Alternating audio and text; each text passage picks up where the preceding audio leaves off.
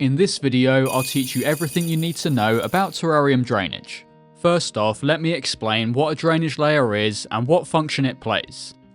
At the bottom of this jar, there's a layer of stones, and this is known as the drainage layer or the false bottom. The purpose of this layer is to act as a place for excess water to sit so it doesn't sit in the substrate. Let me show you a larger terrarium so I can explain how it works a bit better. This is my terrarium that's home to a stunning praying mantis. It's coming up on 5 months old, and one of the reasons it's been so successful in that time is partly due to the use of a drainage layer. As you can see, there's a layer of small stones right at the base of the terrarium. When I add water to the tank, it's going to flow down into the substrate. The substrate will absorb what it needs, but then the water would travel down into the drainage layer. If there was no drainage layer for the water to go to, it would have to sit in the substrate, which would cause it to stagnate, which would ultimately lead to the end of the terrarium's life. To make things as simple as possible, the drainage layer is just a place for excess water to sit.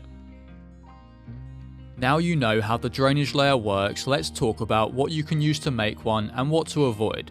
A really good affordable option is pea gravel. It's widely available and it's really quite cheap to get hold of. Its only real drawback is that it gets quite heavy, especially in larger builds, but I'll get into that shortly. This next material is my personal favourite option to use. This is leaker, and one of its main benefits over pea gravel is the fact that it's very porous. This ultimately allows the leaker to hold a greater volume of water, as each piece can absorb water in itself. You can get it in lots of different varieties. This here is some fine leaker, and this here is some larger leaker, which is perfect for bigger builds. A huge benefit to this material is the fact that it's extremely lightweight. This tub of pea gravel weighs 162 grams, whereas this tub of leaker weighs only 38 grams. For the same volume, the leaker is roughly 4 times lighter, which is a massive difference. It doesn't matter so much in small builds, but in big ones, that extra weight really adds up. If you don't want to spend any money at all, then small rocks and stones from outside are a great option for terrarium drainage. Just make sure you give them a good clean before using them and try to avoid pieces that are too big. One material that's not really suitable for terrarium drainage is sand.